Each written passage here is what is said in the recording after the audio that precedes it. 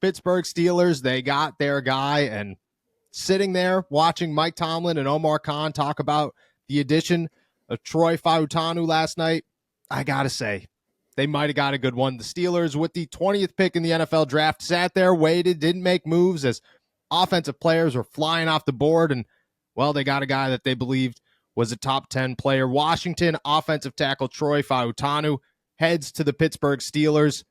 I mean, it's a beautiful day here in the Berg. I think every fan is excited. You were there last night. What were your thoughts? How are you feeling? And what do you think of Troy Fautanu? I'm excited. I think you hit on a good point. I mean, just listening to Mike Tomlin and Omar Khan talk about him, I think Mike Tomlin said about 3 or 4 different times, just watch the film, just turn on the tape.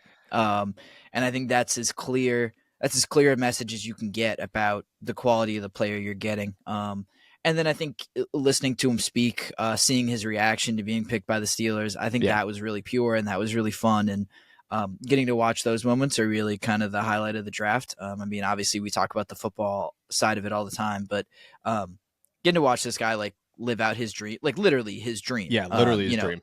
Yeah, a Steelers fan, a huge Troy Polamalu fan, and this, the draft just lucky enough it falls his way and it falls the Steelers' way, and they really get their guy. It was a fun night. It seems like Troy's going to be an interesting dude to hear from when he's in the locker room and everything like that. So I'm excited for us from a media perspective, and then for the Steelers from a football perspective too. Yeah, 100%. I mean, talking to that guy last night, he was, I mean, just from a media side, incredibly well-spoken and honest, and you love both of those things. But then you talk about the football side, you talk about his love for the Pittsburgh Steelers. I thought what stood out the most to me talking to him was that everybody was trying to, hey, you were falling a little bit on the board. People had medical concerns for you, and he was kind of just like, I think it just happened the exact way it should have happened. It doesn't matter that I went 20th or I went 10th. I fell to the team I wanted to go to. I think sometimes if you have that perspective, it just makes everything so much better. Doesn't have to be a chip on your shoulder. It's more so just, I cannot believe that it all worked out the exact way that I wanted it to work out. And then just like you said, I mean, sitting there, Omar Khan's reaction where he said, every 10 minutes that passed was the longest 10 minutes of my life.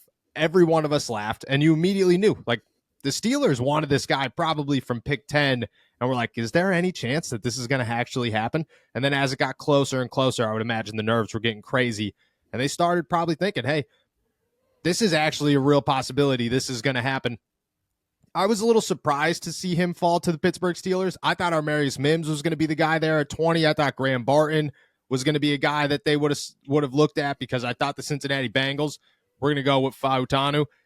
They did not. They went Armarius Mims, left the door open for the Pittsburgh Steelers. He does have some medical concerns. He does play the left side. There are plenty of questions here. Let's dive into, I mean, obviously where he fits and what he's going to do for the Pittsburgh Steelers.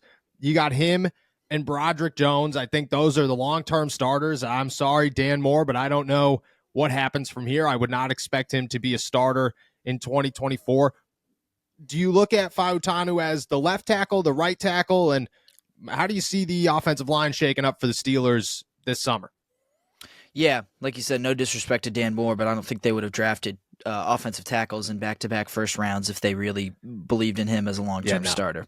That said, I do see Fautanu as the right tackle. I think we heard from not just Mike Tomlin, but Omar Khan and Art Rooney at the end of the season and at the beginning of the offseason that they believe in Broderick as a left tackle. That's what they drafted him to be. Obviously there were some extenuating circumstances that kept him from, really realizing that role fully last year. But I think this year they're going to really try to integrate him as a full-time left tackle. That's where he's going to stick for most of his career, and I think that's what they see him as.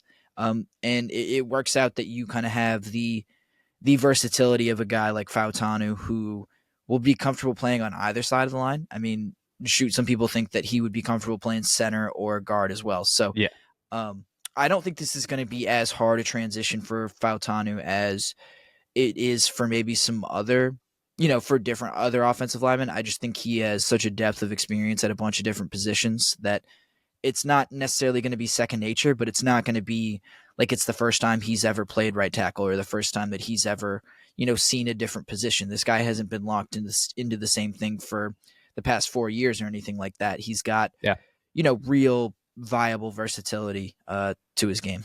Yeah. Yeah. And I think the best thing for the Steelers right now is that they got two guys who are versatile, who could play both sides of the line. I mean, Broderick Jones talked constantly about how at Georgia, at least once a week, you were playing a different position just because they had to make sure that you were ready at that position in case you had to step in. Fautanu is a guy who played, pretty much everywhere during his Washington career, stepped in any position they believe, and every team really believed that he could play at all positions. This is, ideally for the Pittsburgh Steelers, this is as good as it gets. You could have said, oh, Marius Mims, he's a true right tackle. J.C. Latham, he's a true right tackle.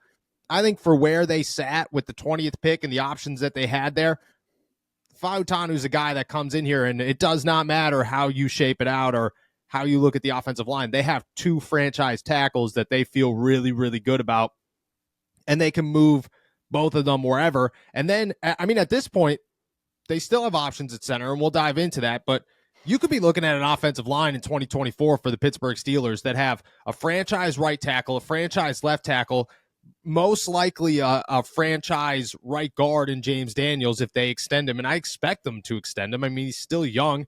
You got Isaac Seumalo for another 2 years, and then Nate Herbig sitting around, and maybe you have a franchise center.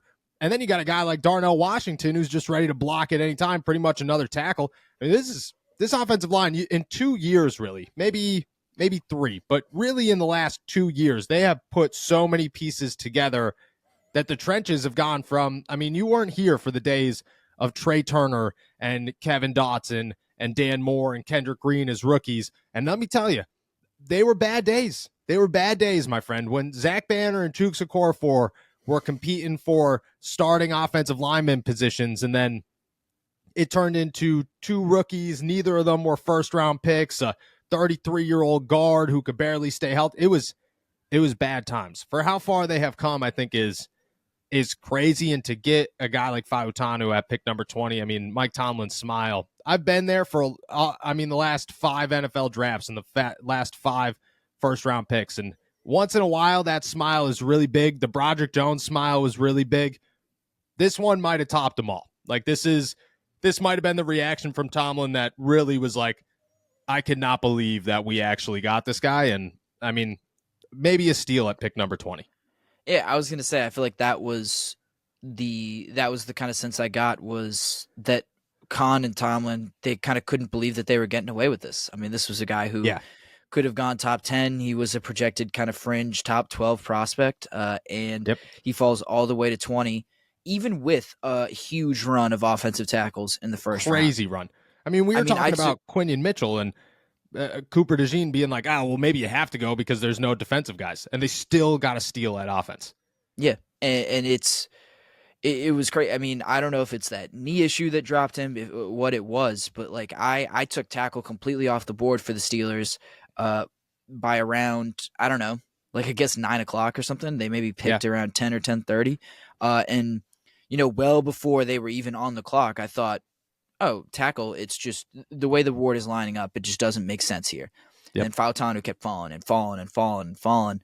You figured if they wanted to tackle, they were going to have to pick between Jordan Morgan and Tyler Guyton, and it was fringe second round names, and instead they get a guy who was at least was a top 10 talent, if not, could have been a top 10 pick, Yes, 100%. 100%. I think if the draft shaked out where J.C. Latham and Troy Fautanu switched spots, where Fautanu went, what was Tennessee, 7th, I believe? Yeah. I don't think anybody would have had a conversation of oh man, dude, what a stretch. What a reach there by the Tennessee Titans. I think they would have just let it be oh yeah, that guy does have a ton of potential. To get to 20, crazy that the Pittsburgh Steelers got their hands on him. It's there for everybody who was talking about, oh, you got to trade back. And I had a lot of people who were hitting me up I can't believe they didn't move back and get a couple of picks. The board was so stacked. Omar Khan said it during his pre-draft press conference. You don't trade back if you have a good player available. And I think the Steelers' number 1 player on the board was Fautanu, and they went and got him. Fantastic move, fantastic day 1 for the Pittsburgh Steelers in the 2024 NFL Draft.